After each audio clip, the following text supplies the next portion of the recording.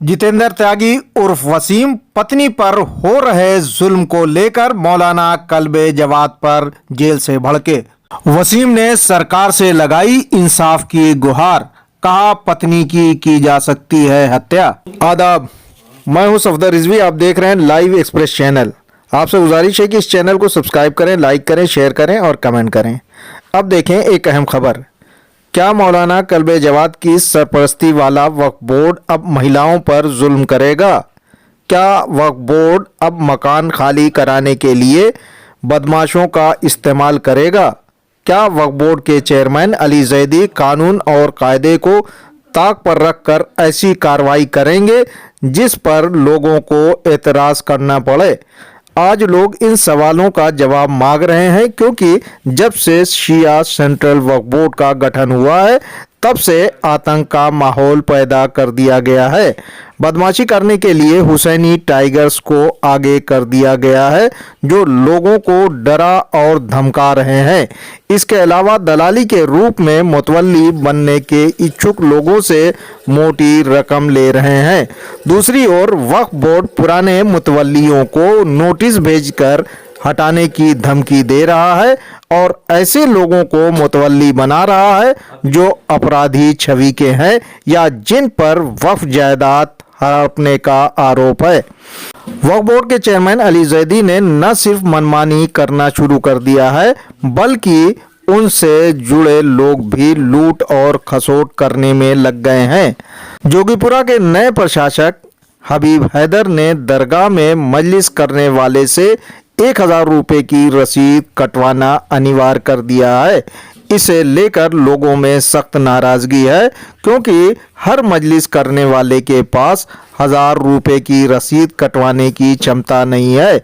इस फैसले को लूट खसोट की एक कड़ी माना जा रहा है। इसी तरह वक्फ बोर्ड के चेयरमैन अली जैदी ने ऊंचाहार में भी अपने ऐसे रिश्तेदारों को वक्फ जायदाद से जोड़ना शुरू कर दिया है जो अपराधी छवि के हैं। इतना ही नहीं, बल्कि अली जैदी बेसहारा यतीमों और बेवाओं के कितने हमदर्द हैं, ये भी सामने आ गया है।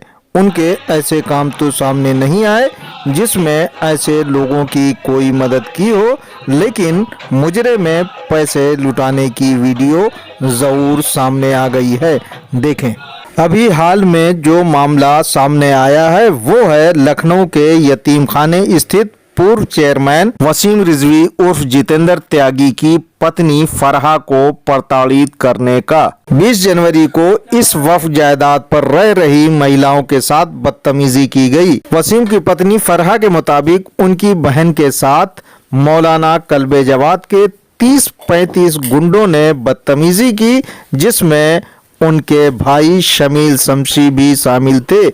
इन बदमाशों ने वो किया जो उन्हें नहीं करना चाहिए था। फरहा ने इस मामले की शिकायत पुलिस से की है। सुने क्या बता रही हैं वसीम की पत्नी फरहा। ये मैंने जैसे ही मेरी बहन ने मुझे फोन किया, सबसे पहले मैं आपको बता दूं, मेरी बहन नाबालिग अकेली घर में थी। एक बढ़ई था कि जो मेरी मरी टूट गई थी उसको सही कर रहा था। अच्छा जी। मेरी बहन उसके साथ में थी। ये सब हुसैनी बनाम हुसैनी गुंडे अंदर घुसे और इन लोगों ने उसके साथ उसमें मेन कौन था? अमीर शमसी, मीसम रिजवी, कोई शबाब एक है जो कालिया के, जितने मतलब मिला के खराब लोग थे वो सब वहां पर थे। अच्छा, ये बताइए, वो कल आप बता रहे थे कि 30-35 लोग रहे होंगे। 30-35 लोग थे, पूरा घर भर दिया था एक नाबालिग लड़की के ऊपर। आप सोचें कि 30-35 लड़के चढ़ने की कोशिश कर रहे थे और आपसे भी बदतमीजी की।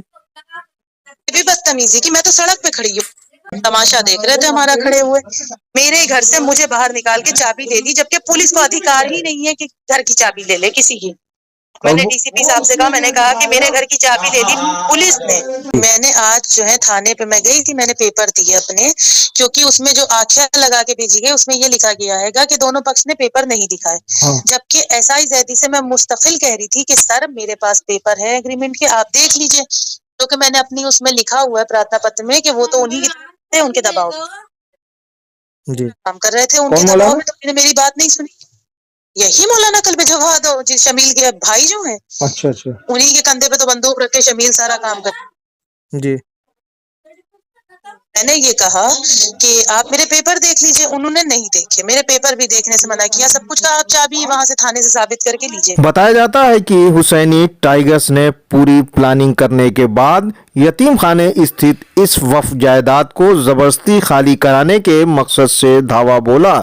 इस मामले में सामाजिक कार्यकर्ता और वक्फ मामलों के जानकार जमीर नकवी का कहना है कि जिस तरह की गुंडई की गई वो पूरी तरह से गैर कानूनी कार्रवाई थी, क्योंकि इस वक्फ जायदाद का एग्रीमेंट है। जो कुछ भी कार्रवाई होगी वो एग्रीमेंट के हिसाब से होगी। वक्फ बोर्ड के कर्मचारियों के अलावा वहां कोई दूसरा व्यक्ति कार्रवाई नहीं कर सकता।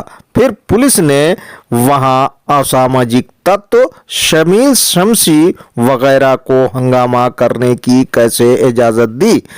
इनके खिलाफ मामला दर्ज क्यों नहीं किया? इस जायदाद का एग्रीमेंट वसीम के नाम नहीं बल्कि उनकी पत्नी फरहा के रिश्तेदार के नाम है।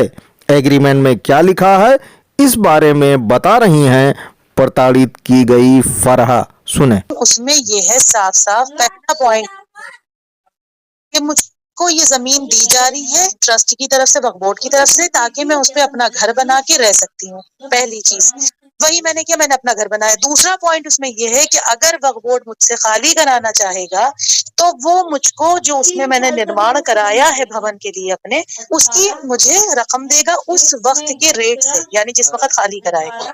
जी जी। ठीक है, दूसरा ये हो गया। अब तीसरा ये है कि वो मुझे 3 महीने के अंदर ये पैसा देगा। जब उसे खाली कराना होगा तो उस 3 महीने के अंदर वक्फ बोर्ड मुझे पैसा देगा या वही यतीम खाना मुझे पैसा देगा, तब मैं उसको खाली करूंगी। खाली मैं कब करूंगी? 6 महीने के अंदर। फिर मुझे उसके बाद 6 महीने का टाइम दिया जाएगा घर छोड़ने के लिए, एज पर एग्रीमेंट। ठीक है, ये एग्रीमेंट है। हाँ, एज पर एग्रीमेंट कि 6 महीने का मुझे 3 महीने के अंदर वो पैसा देंगे, फिर उसके बाद 6 महीने के बाद मैं घर छोड़ूंगी। अगर फिर उसके बाद आखिरी पॉइंट है कि अगर हम दोनों में इस बात पे सहमति नहीं बनती है, विवाद होता है वक्फ बोर्ड से या यतीम खाने से, तो फिर इसमें फैसला न्यायालय करेगा, उसको अधिकार है। सही। अब ये बताइए कि इन्हीं ने कैसे मेरी किराएदारी खत्म की जबकि वक्फ बोर्ड को अधिकार ही नहीं है।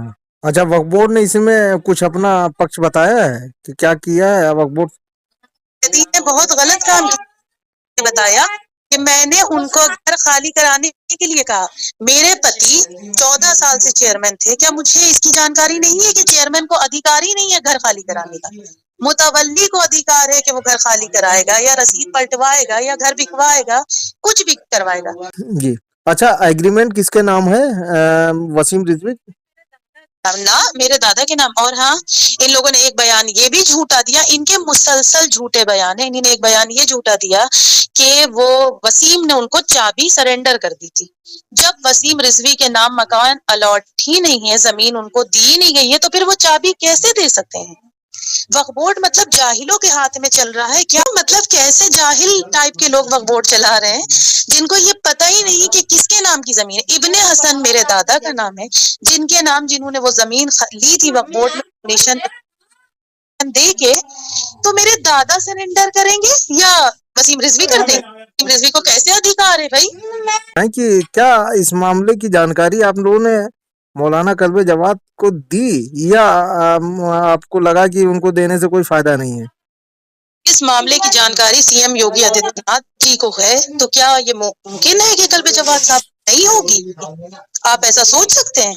जिनके भाई ने इतनी घिनौनी हरकत की, उनके भाई को नहीं पता होगा कि उनके भाई ने क्या किया?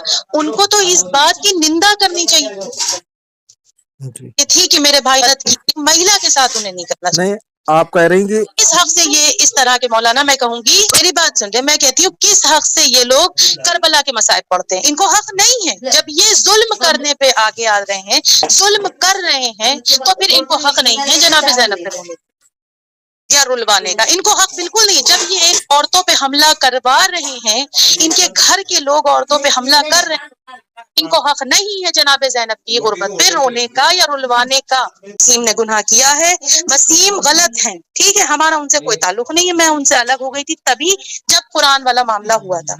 मेरी उनसे बहुत ज्यादा, अगर मेरा व्हाट्सएप चैटिंग देखी जाए पे मैंने उनकी निंदा की थी और ये भी कहा था कि मेरा कोई ताल्लुक नहीं है ऐसे आदमी से जो इस तरह की हरकत करता है। लेकिन क्या उसके करने की, उसके अपराध की सजा कहीं भी शरीयत ये कहती है कि उसके घर वालों को दी जाए, या संविधान कहता है कि एक अपराधी की सजा उसके घर वालों को भी दी जाएगी? यानी ये सवाल आप मौलाना कल्बे जवाद से कर रही हैं? कर रही हूँ। उन्होंने मेरे साथ वही किया है कि जो बाद इमाम हुसैन उनके घर वालों के साथ किया गया था। अपराध और ये घिनौनी ओछी हरकत, और वो भी ऐसे मतलब खानदान से हुई है, ऐसे घर से हुई है। मौलाना कल्बे जवाद एक नाम है, उनके घर से अगर ये चीज होती है, उनके घर के लोग आकर एक लड़की पर, एक नाबालिग लड़की पर हाथ डालते हैं, तो ये बड़े ही मतलब घोर निंदनीय है। सवाल किया है मैंने पुलिस और आपके जरिए से भी कि अगर वक्फ बोर्ड को मैं मान भी लेती हूँ, वैसे तो वक्फ बोर्ड को अधिकार नहीं, अगर अधिकार था तो वक्फ बोर्ड का कोई कर्मचारी होना चाहिए था, वक्फ बोर्ड का कोई कारिंदा होता, हत्ता कि कोई एक तो वक्फ बोर्ड का होता। शमील शमसी कौन? वक्फ बोर्ड के चपरासी भी तो नहीं है शमील शमसी, हैसियत से आए थे। क्या वक्फ बोर्ड गुंडे हायर कर रहा है? क्या वक्फ बोर्ड गुंडे किराए पे चला रहा है घर खाली करवाने के लिए, संपत्तियां जबरन खाली करवाने के लिए? कि अगर किसी के घर में मर्द नहीं है, या किसी का पति अगर खत्म हो जाता है, या जेल चला जाता है, या भाई बाप नहीं है, तो उसकी महिलाओं पे गुंडे घुस के वक्फ बोर्ड के कहने पे खाली कराएंगे। बहरहाल मौलाना कल्बे जवाद और वक्फ बोर्ड के चेयरमैन अली जैदी के इशारे पर असामाजिक तत्वों और बदमाशों की तरफ से की गई कार्रवाई गैर कानूनी है। इसलिए पुलिस को इन बदमाशों के खिलाफ मामला दर्ज कर कार्रवाई करना चाहिए। तभी मुख्यमंत्री योगी के राज में महिलाओं को सम्मान और न्याय मिल सकता है। लेकिन पुलिस ने जो कार्रवाई की है वो एक पक्षीय है, उसकी सराहना नहीं की जा सकती। पुलिस को चाहिए कि उन महिलाओं को मकान की चाबी लौटाए ताकि वे दोबारा वहां रह सकें। इस मामले पर जितेंद्र त्यागी उर्फ वसीम का ट्वीट सामने आया है। उसमें उन्होंने मौलाना कल्बे जवाद पर आरोप लगाया है कि उनके लोगों ने उनकी पत्नी को मारपीट कर उनके घर से निकाल दिया है और पुलिस के एएसआई जैदी उनका साथ दे रहे हैं और उनकी पत्नी पर जुल्म ढा रहे हैं। आपसे गुजारिश है कि इस चैनल को सब्सक्राइब करें, लाइक करें, शेयर करें और कमेंट करें।